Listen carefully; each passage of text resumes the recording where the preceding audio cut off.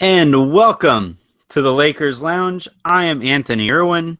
It is 9:50 on a Thursday night, so I guess technically it's not the worst time to be in a establishment that features adult beverages. I am joined tonight by Harrison Faigen, who, after watching most of this season, even though you shouldn't, you would like to take a few adult beverages here and there, right? Yeah, there are times, and hey, it's nighttime now, so that'd be acceptable. But yeah, I gotta stay responsible. Oh, I see. I wear it's 5 o'clock somewhere shirts everywhere. That's all I have. This is like the only shirt that doesn't say that on there. I'm always writing. I owe it to my fans. I gotta stay sober. Says something about the Dodgers Nation fans. So, this is usually Lakers lounges. You kind of I try to open it up to a few more voices, but the conversations that we've had so far this season in the Lakers late nights, pertaining to all kinds of Lakers centric topics, have been so good. And it's, we only have 20-25 minutes, and we're live, so you're a little worried about extending the conversation a little too far. So I kind of wanted to extend those conversations that we've had in that setting to something that we have a little bit more leeway and freedom to talk a little bit more. So what better place to start than with Byron Scott, who is the conversation across Lakers social media, across Lakers press, all of that. You're of the opinion, Harrison, that it's not as terrible as many think, that people are taking it a little too far. Yeah, well, first of all, I want to thank you for having me into the lounge because I'm not as big time as your other guests. So I do appreciate you letting me in here and accepting my fake big time reporter ID.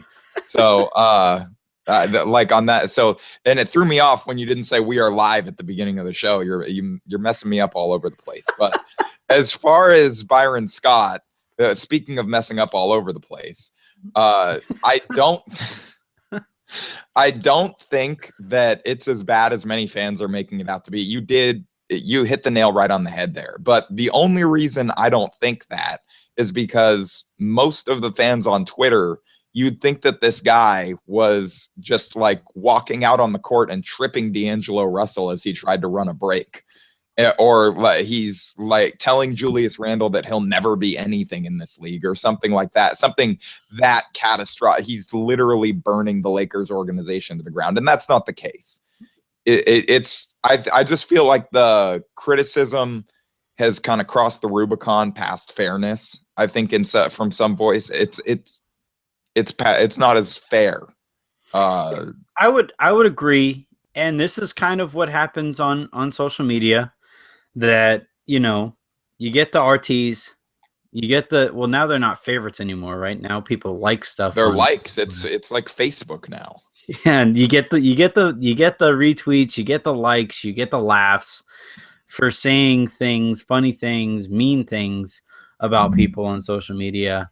And you kind of say what you think is going to continue to get that instant satisfaction, that instant gratification of, hey, I said something funny / clever, like me, And in regards to Byron, by no means is he even a decent coach, I would say. This is well charted beyond his record as the Lakers coach. I will not, though, go as far to say as he's completely to blame when I look at the roster he's forced to coach in this situation. And I think on social media, a lot of what happens is it's almost a culture of one-upsmanship. It's, you said this, so how can I take this further to the extreme? Mm-hmm. And I think that some of it is a case of that.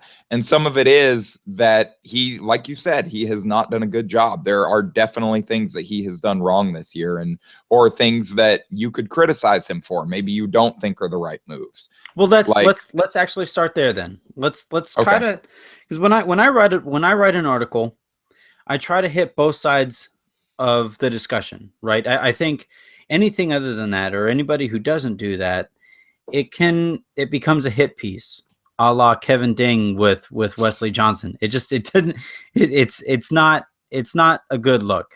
So let's start then with the negatives, and we'll try to find some positives, and then you kind of build up the discussion to where we are right now in regards to Byron. What would you say is your number one criticism of what he's done with the Lakers thus far?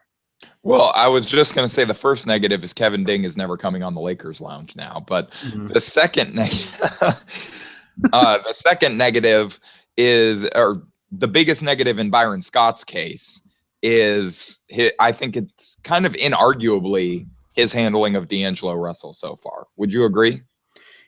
Easily. Well, I don't feel like that's that controversial. I feel like that far and away so far has been kind of the biggest blunder, is the repeated benchings in the fourth quarter, even when he's playing relatively well, especially when it's for Lou Williams, who has not been good this year. No. It would be one thing if Lou Williams was killing it and he was playing like he did on the Toronto Raptors last year. Then it's like, okay, show Russell that he has to go out there and play really well and earn those minutes, and that it's a merit-based system, and you're going to give it to whoever's playing the best that night, and then stick with that and be fair. But if you're saying that you're going to play the best player, then Lou Williams has not been that far ahead. And so in that case, I don't know why you don't play this guy that you're talking about. I was just going to say, neither is Kobe. If you're talking about not playing the best guy, Kobe shouldn't be out there. That's totally fair. I feel like that's a slightly different situation, because I don't know that Byron could get Kobe out of that game even if he wanted to. And Kobe, he's a Lakers legend. Lou Williams has been here 2 months. And put his number in the rafters.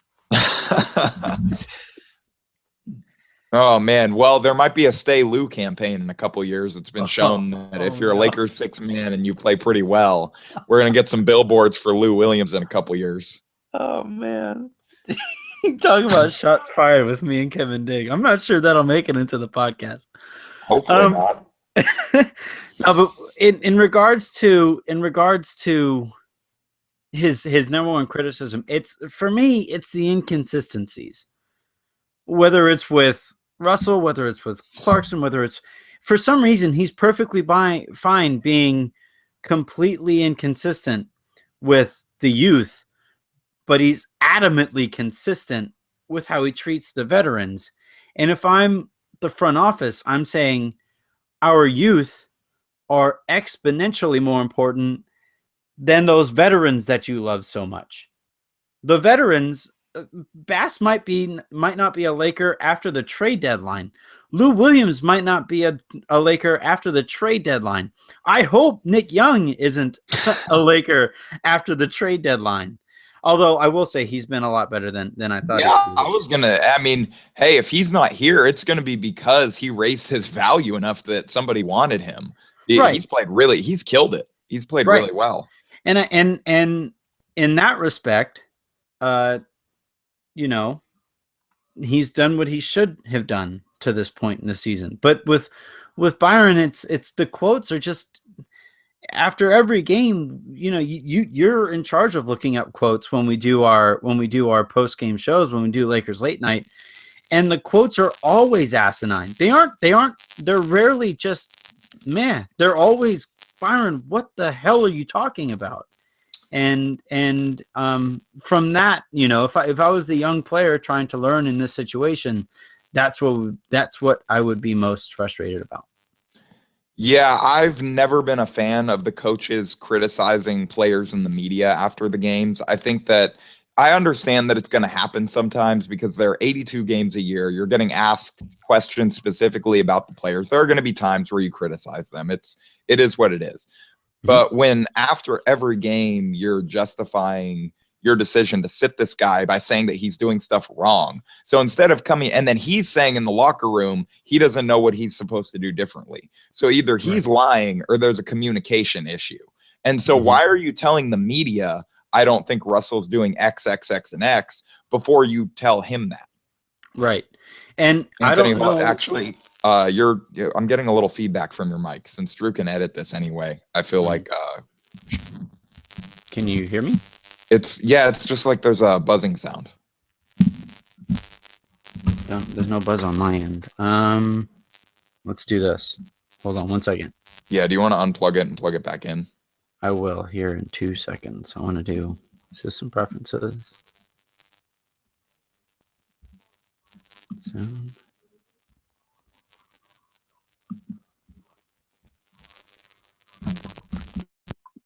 Guess that's the nice thing about not being live. Yeah. I remember this happened live. Remember that? It happened to Gary live the other day, and it was just like, it was driving me crazy. Or it was that echo I was telling you about. Mm-hmm. About ready to tear my hair out. All right. Is that better? Yeah, much better. All right. So where were we? Inconsistencies. All right. The point I was going to make. So the point, I guess from this standpoint, I don't know which is worse, him lying to the media and to the people that are paying attention post game, him being Byron, or a communication issue between Byron and the player. Yeah. Well, or even if it's D'Angelo Russell lying to the fans or to the media. I don't see that happening, but I would say a much larger issue, or I don't see a decent scenario between any of the ones listed there. Yeah, there's not. And maybe we should use a less strong word than lying. Maybe D'Angelo Russell, maybe he just doesn't want to get into what Byron's told him with the media. So there could be that. I don't know that I'd classify that as lying. It's more just, yeah, I don't know. I don't know what I'm supposed to do. But either way, it's like you said, it's not a good thing that's going on right now with this. And so I think that's been probably the biggest problem, other than him sitting Russell in the fourth quarters, is the way that they've dealt with it. Mm-hmm. And then he came back, I believe it was yesterday, and he was saying, we just want D'Angelo to know that we love him and we want to support him. And then he had that article a couple weeks ago where he was telling Lakers fans to be patient with him and to not start calling him a bust and all this stuff on social media yet, where the pro Okafor crowd has just, anytime D'Angelo does anything wrong, it's, oh, Okafor's a Hall of Famer in the Lakers past for glorified Kendall Marshall. Mm-hmm. That I've actually seen that criticism multiple times. And if you think that D'Angelo Russell is Kendall Marshall, you're kind of crazy. Yeah, I won't even. I try to stay away from the bottom of the barrel. You're going to have idiots. They're going to say stupid things. So I just kind of stay away from that. But in terms of the we love you and stuff like that, personally, like, let's just say when the podcast was launching, there were topics that Drew wasn't very comfortable with me going after, right? And if I went after those topics, and mid podcast, every single podcast, Drew just stepped in and said, "All right, Anthony, we don't need that," and and just shoved me off the air, that wouldn't be a very good product. And I'd be a little offended by the lack of trust that would be going on there. Right. And if I'm D'Angelo Russell, I'm saying the same thing. Hey, coach, instead of jumping right to the conclusion that you're protecting me by not putting me in the fourth quarter, because that's Byron's defense of not playing D'Angelo in the fourth quarter, how about you just play me and we find out? Why not? Yeah, I just don't see what the downside is of him making mistakes. And then if you want to go after him in like film room sessions, then that's just part of the learning process, I guess.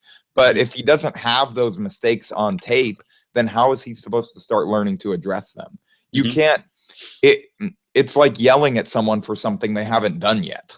Right, exactly. I use the analogy on Twitter that Byron is the older brother who gets to play with all the fun toys because he's worried his younger brother might mess something up, and then he cites safety to the younger brother. I am the older brother. I used to do that stuff. So I've been there. I have 3 younger brothers. I've been there. All right. Now the other side of the discussion are the good things that Byron brings to the table, and it seems like we're going to have to dig a little bit. But one thing you did point to on the show last time was how hard the team seems to play for Byron. Yeah, it doesn't. That's the thing, is we can get upset. I feel like sometimes going back to we're talking about criticism in the media, I think sometimes we're more offended by it than the players actually are, at least publicly, because for the most part, it didn't seem like he lost the locker room at any point last year, and that was a bunch of journeymen that could have went any way. You can say those guys are all playing for their next contracts, but how many times in the NBA have we seen a team of a bunch of guys on 1-year deals not play together at all? Just everybody's kind of out for themselves, and there's a bunch of infighting in the locker room. So you can say that as much as they aren't actually winning, he's almost developing a kind of winning culture, I guess, where everybody's kind of like the team staying together is, I guess, the point. Yeah, I wouldn't go so far as to call it a winning culture, but I don't know that I would either. I couldn't think of something else to say. That's where you use the, for lack of a better term, cliche. But excuse me, I would agree. There's well, all right. But you know, when you're talking about effort with the team, those plays that, you know, layups occur never feel like, you know, the player is saying, screw it, we aren't going to win anyway. It's more of a, oh crap, I should have been there, you know. And then you have Roy kind of in somebody's face. You have whichever veteran is on the court at the time kind of in somebody's face saying you can't miss that read. In that respect, I'll say that, yeah, the Lakers do seem to be playing hard. I'm a big football fan, and what I saw from the Miami Dolphins, even though I'm not really a Dolphins fan, what I saw from the Dolphins before their coach got fired was hilarious. You know, where you saw guys just kind of walk away from tackles and say, well, this guy's going to get fired anyway, whatever. And then they started playing hard again once the interim coach stepped in. And with the Lakers, I haven't seen that yet. Now, maybe the key word there is yet. I think the more the team gets thrown under the bus, I think that you know, we'll start seeing a little bit more of that kind of situation where they don't necessarily want to play that hard for him. But for right now, that is a positive that Byron has brought to the table. Yeah, and you can see it starting to go the other way because we can just look back in Byron's history, where we can go back to the Nets, like a team that was actually winning and that he still lost the locker room because him and Jason Kidd couldn't get along and still apparently don't like each other. It didn't sound like there was any love lost when they were coaching against each other for the first time last year. And then you can go to New Orleans, where Chris Paul still swears by Byron Scott, but it sounded like he had probably lost every single other member of that team from the quotes that came out of there after he got fired. So, you know, he kept 1 out of 15, I guess, like plus point. With David West publicly telling reporters, it seems like we have a playbook now or something like that. It was along those lines. There were some really damning David West quotes that came out after Scott got fired. And but then you go back to the Cavaliers, and I don't think that anybody was really criticizing that team for not playing hard enough. They weren't good, but I don't remember people saying that was like a team where the locker room was just a tire fire. Right. And I think we're going to look back on Byron, and he'll get a lot of, I bet you there'll be quite a few, you know, listicles written of worst NBA coaches of all time. And Byron Scott will be right there. And, you know, at probably top 5 ever. And they'll cite the win-loss record that he boasts. I guess boast is a bad word there, but that he has at the bottom of the resume.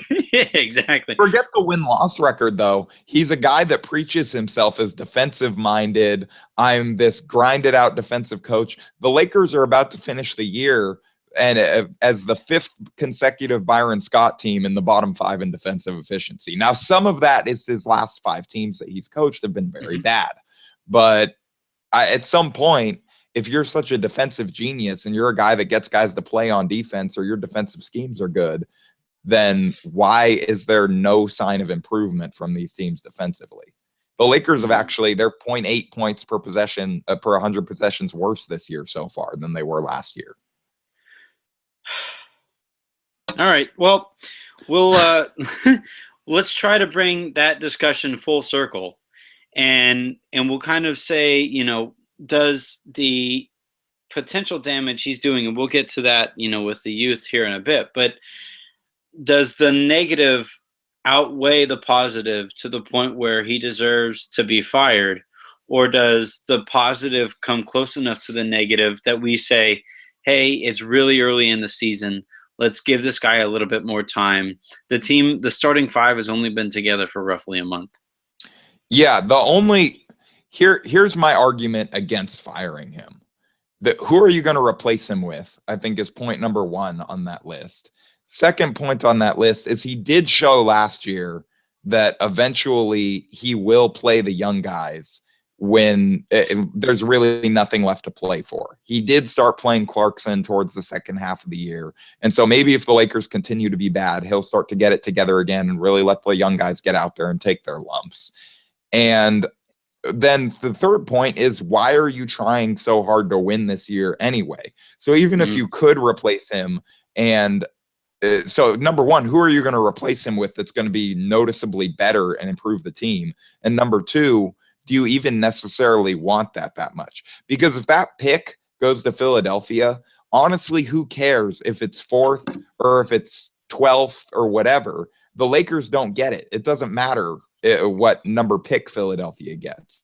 And so if they're really bad and they end up by some miracle keeping the pick, then good job, Byron. You can wink twice at the lottery this year. Yeah. The other thing too is that most of, like Brett Brown in Philadelphia, right? His contract's up at the end of the season, and he's widely respected. I'd be interested in him at least, interviewing for the Lakers job, if that becomes a thing. The guys out there right now, I don't think there's any real concern that they're going to get swept up immediately by anybody. I don't know if there are any. I mean, George Karl is on the hot seat. Sacramento's the wild card. Sacramento's the wild card for sure. But let's say Sacramento fires George Karl, right? Is Thibodeau that incredible of a coach that you're saying, oh my God, we have to get him before Sacramento sweeps him up, right? Same thing for Scott Brooks, who did develop Westbrook and did develop Kevin Durant. But you kind of look at both those guys and say, those guys have the physical tools to develop kind of in any situation. So I wouldn't lose any sleep if the Kings hired Scott Brooks away from the Lakers by any stretch. So yeah, I'd at least let this take its course for a while longer, and pending some crazy development in Sacramento, then you get to reevaluate. I do have one more point for not firing Byron. Is people are saying he's going to permanently scar the youth, whatever. Number one, I don't think that one season can permanently scar some of these guys.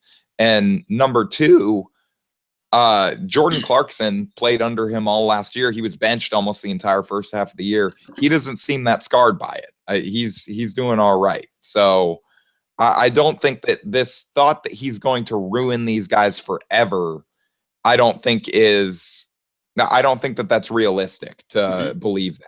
Now, could he slow their development potentially if he continues to bench them late in games? Yeah, he'll slow their development, but slow development doesn't necessarily mean that they won't develop. Now, I mean, that's a perfect segue to the next topic we're about to go on. So good job on that one. I was listening to Dan Le Batard's radio show today, and he had Amin Al-Hassan on there, who was, he's the hate hard guy, but he actually does have a lot of good information in regards to the NBA. And he was talking about the Boogie Cousins situation and how, from the point he was making, and I don't necessarily agree completely. I think he kind of lets the organization off the hook a little bit. But the point Amin was making was that with Boogie, every step along the way, they've told him, it's not your fault. It's not your fault. It's not your fault. It's the coach's fault. It's the players around you's fault. It's good that you're angry. You should be angry that you're losing, and blah, blah, blah, blah, blah, blah, blah. Right? And there is something to, if D'Angelo Russell mopes his way through a season and sees Byron Scott get fired because of the perception that Byron isn't treating him well, well, what kind of habit or what kind of tone is that setting for the rest of D'Angelo's time as a Laker?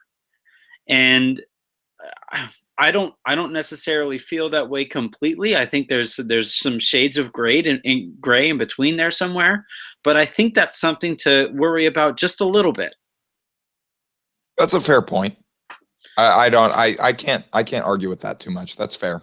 Yeah, and then the counter to the counter to Amin's point and the point that I just made a second ago was that, well, you look at the situation that Cousins has come up with, and he's now on his second owner, not his second coach, not his second. He's on like his eighth coach. Yeah, he's now on his second owner.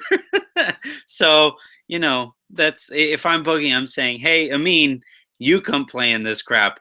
And then we get to judge how the organization might have told me how, made excuses for me. So, it's somewhere in the middle between those 2 points, as is most solutions to most problems. It's usually somewhere in the middle. And we can also say if Russell hits the level of play that DeMarcus Cousins has hit, I can't even complain that much if he has a little bit of an attitude problem by the end of it. Mm-hmm. No, and again, I'm not saying he has an attitude problem now because I don't think that. But if that were to develop, there's a guy named Kobe on the roster who some have criticized for a lot of his career for having an attitude problem that turned out okay. Yeah. I mean, breaking, Harrison just said that D'Angelo Russell has a serious attitude problem. Let that scroll across ESPN. Yeah, not getting credentialed anymore. So, no, you didn't say anything about the Bus family. So with this season for the Lakers has been depressing enough. I want to go back in time to, when Kobe was good and when basketball was fun. And I was watching Steph Curry play tonight, and basketball was fun to watch. I was watching him play, and every time he had the ball, it was just, my eyes were just magnetized towards the TV. I had to watch. I haven't felt that way about basketball since Powell left. So the conversation, I think that was going on a little bit. I'm not on basketball Twitter as much as I'd like to be as much anymore. But the conversation was Steph as a scorer versus Kobe in his prime as a scorer. You pulled up numbers for what Steph is doing this season compared to what Kobe did in 2005, I believe it was, right? Yeah.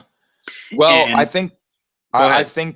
thought it was a relevant comparison because number one, you have arguably the best scorer in the game right now going against a young team that isn't very good, coached by Sam Mitchell, leaving some poor aging veteran, in Kobe's case, Jalen Rose, #81, in Jalen Rose just blocked this podcast. Jalen Rose just said, I'm never listening to this podcast ever again. He hasn't blocked me yet. Does that make me a bad Laker fan? Yeah. Anyway, getting back to the point. So you have Sam Mitchell coaching a young, not so great team, and then but leaving an aging veteran on an island against arguably the best scorer in the game. And tonight it was Andre Miller. Back in the day for Kobe, it was Jalen Rose. And Steph looked like he was on track. He had 21 points, I think, in the first quarter. So, which is, I'm told by most analysts, is pretty good. So I thought that it would be kind of fun to look back at to look back at Kobe's numbers and compare them a little bit to Stephen Curry's. So, okay. And what'd you find? So far this season, Steph is averaging 31.9 points per game. Kobe was averaging 35.4 in the 05-06 season. And that was over the entire season. That goes. Yeah, that was over the season. So for Steph, it's the season so far. And Kobe was averaging 27.2 field goal attempts a game, and Steph is averaging 20. So Steph's shooting a little better, 52.2%. Kobe shot 45% from the field. And as far as rebounds and assists, they're actually dead even in rebounds, and Steph is averaging 1.3 more assists, 5.8 assists versus Kobe 4.5 assists. Now we just need to find some crafty little white point guard who can steal the MVP away from Steph Curry this season, right? That's what we're looking for. No. All right, we won't Marcelo go there. Huertas is insulted that you didn't mention him. And judging by the other night, he doesn't care about your opinion, and he may use profanity to describe it. So in terms of what you're watching from Steph, compared to what we watched back in the day with Kobe, who would you say, and this is completely arbitrary, so before anybody jumps in our mentions about the point of view that we're coming from, who would you say looks like they're scoring more easily between the two? Oh, man. I remember watching Kobe's 81-point game and just thinking, and I've watched it twice now. I watched it when it happened, and I watched a replay on NBA TV. I think it was last year, just to refresh my memory. And it was just crazy how it just barely looked like he had to try. But Stephen Curry never looks like he has to try. So it feels blasphemous to say this, but I think it's Curry that makes it look a little. And now, again, Steph didn't score 81 tonight. He finished with, what was it? I think 40? 46. 46. So he didn't 46. end up scoring 81 tonight. But after that first quarter, look, he was on track. He had 21. But I would say Steph makes it look easier just because there are possessions where he doesn't even come inside the 3-point line. And yeah, the 3-point shot helps in that regard. I would also say a couple things. Steph makes it look easy. Your mic again. All right, one second. Unplug. Computer's off. That's weird. So you were talking about Steph Curry, and you were rebutting my point about him making it easier. Okay. That better? Yes. All right. So Steph, I would say on purpose, looks like he's doing it a lot easier. He walks around with so much swag. You know, he shoots the shot. Even his shot itself looks like, well, whatever.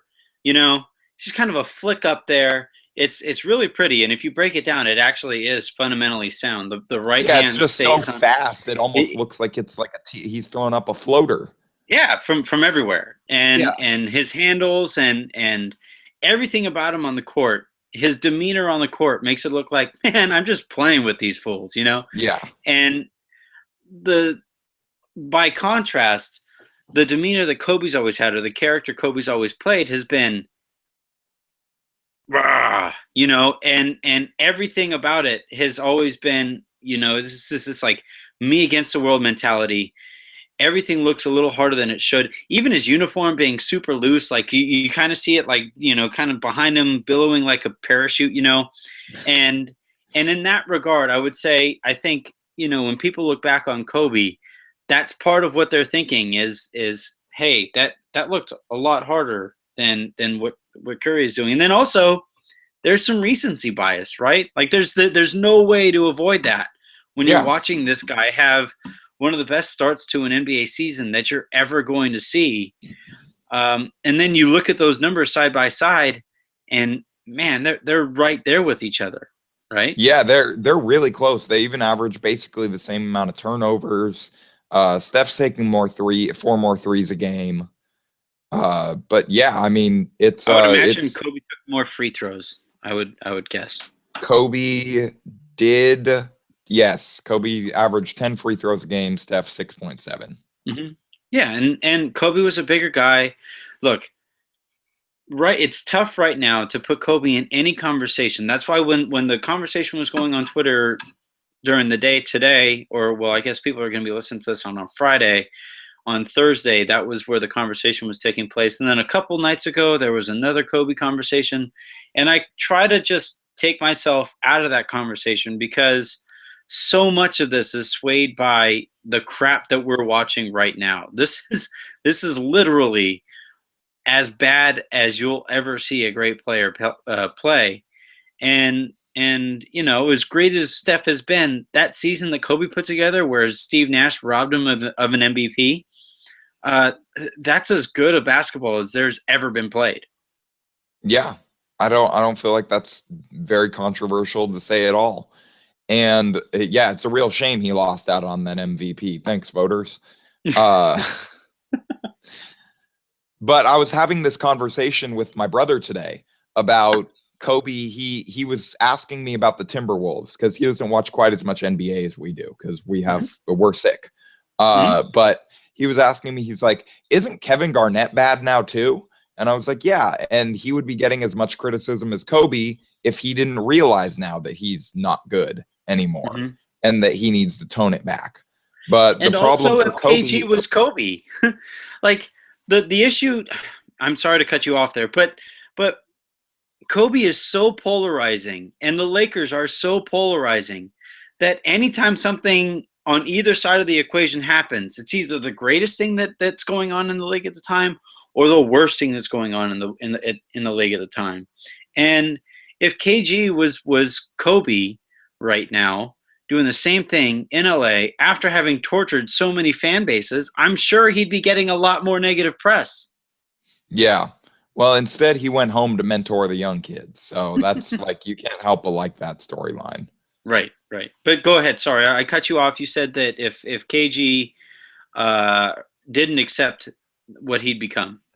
Yeah, I mean, if KG was out there playing 30 minutes a game, he doesn't look as good on defense anymore. And if he was out there saying, like, taking not 25 shots a game, because I don't think that's really been him in probably 10 years. But if he was out there taking 15 or 16 shots a game, people would be saying, why is he out there hindering Karl Anthony Towns' development? Why isn't he supposed to be mentoring this guy? He would be getting a ton of criticism too. So I feel like with some of the criticism with Kobe is warranted, but yeah, there's a certain amount of glee in watching him go down like this that's a little bit uncomfortable to watch. I saw one of the Houston Rockets blogs was when they heard that Kobe was sitting out the other night with back soreness. They quote tweeted the news, and that with a gif of Kobe saying "You're soft" to Dwight Howard during a game, and I responded to them. I'm like, I don't feel like that's quite the same thing, and I don't basically stay classy. Yeah, like I said, it's for, when I hop on Twitter after a close Clippers loss, there's always one tweeter in particular who's talking crap to Lakers fans, how, well, you guys are trash. And it's like, yeah, well done, sir. Good point. We know. The Lakers aren't good right now? Mind-boggling development. And it's like when Baxter, and credit to Baxter, he reported the crap out of the stories that he wrote earlier this season about, the Lakers from the outside perspective of the Lakers. The issue with that, though, is that you are talking to a whole bunch of people who maybe along the way might have lost their job because the Lakers beat them in the playoffs, right? A lot of the NBA executives currently in the NBA might be on their second job because, hey, they couldn't get past the Shaq Kobe Lakers. And then after the Shaq Kobe Lakers, they couldn't get past the Kobe Powell Lakers. And go on down the line for this entire stretch of great history that the Lakers have kind of put together. And man, I sound elitist right now, but still, it's like, eat your heart out, Lig. Enjoy it while it lasts. Breaking news: every team is bad sometimes. You don't get to. You don't get to. I guess I feel like it's a little bit hypocritical for some of these people to talk about how there's this Lakers elitism among fans, Lakers exceptionalism. Right. And it's not warranted because the Lakers are just like every other franchise. But then to turn right around and be like, I want to laugh at the Lakers because they're bad, because they're almost like never bad. Yeah. Right. So how many chances are we going to get to laugh at them? Exactly. It feels like you're playing both sides there. They are. I mean, it doesn't feel like it. They actually are. All right. So now that we've had our therapy at yelling at people for making fun of our Lakers, I'm shaking my fist at you right now. I'm on camera. You can't see it. I do have an announcement to make, and I could not possibly be more proud to make it. Harrison, I've watched you grow from, the guy who was handling the tweets there at Silver Screen and Roll to the guy who was handling the vines there at Silver Screen and Roll to the guy who wrote really smart stuff at Silver Screen and Roll, and then to what you are right now. You, for some reason, credit me as a mentor. I wouldn't do that if I were never you. said that. You definitely don't have written evidence of that anywhere. I wouldn't do that. I wouldn't, that's a great way to get yourself turned off on all kinds of places. Kevin Ding will not listen to a single thing you ever say because you credit me with that. So with all that said, to bring this full circle, we started last year with the Lakers Outsiders with our stupid little post-game show, and we just kind of turned on a camera. We started talking, and people liked it. And to your credit, I cannot possibly credit you this enough, because I don't think enough people realize how much work goes into being somebody successful in the blogging industry. To your credit, you've worked your ass off, and you are where you are now. And to everybody listening, on all the Lakers late night shows that we will be filming from here on out, Harrison Faigen will be my co-host. And it's going to be a fun ride. And again, I could not possibly be more proud of you. Thank you, Anthony. I don't really, I'm not crying right now for those of you listening. It's my throat's all messed up, but now nobody's going to believe me anyway. Yeah, that's They're going to think I'm actually crying right now. But no, Anthony, I do really appreciate you saying all those nice things. And as much as I do like to give you crap, you have been a mentor to me. And I am just going to stop. We could stop patting each other on the back now, because nobody wants to listen to this. Nobody. But thank you for the opportunity. And I'm really excited to be joining on a more full-time basis now, for these Lakers late night shows. So thank you. Yep, it's going to be fun. It's going to be fun. Thank you, everybody, for tuning in tonight. So you're going to be listening to this tomorrow. So thank you, everybody, for listening today to this. We will have more Lakers late night shows with Harrison alongside me. On nights that I cannot make it, Harrison will probably assume the role of host, as he has in recent shows, because the last 4 before last night, everything that could go wrong did. It was the Daniel Murphy's Law. So, no, thank you. Thank you, everybody. No, it's been great. These shows have been a lot of fun, and I will talk to you guys next week in the Lakers Lounge, and next time on the Lakers Late Night. Tonight, I guess, since you're listening to this on a Friday, most likely. Tonight. I will talk to you tonight on the Lakers Late Night. Enjoy your day, everybody.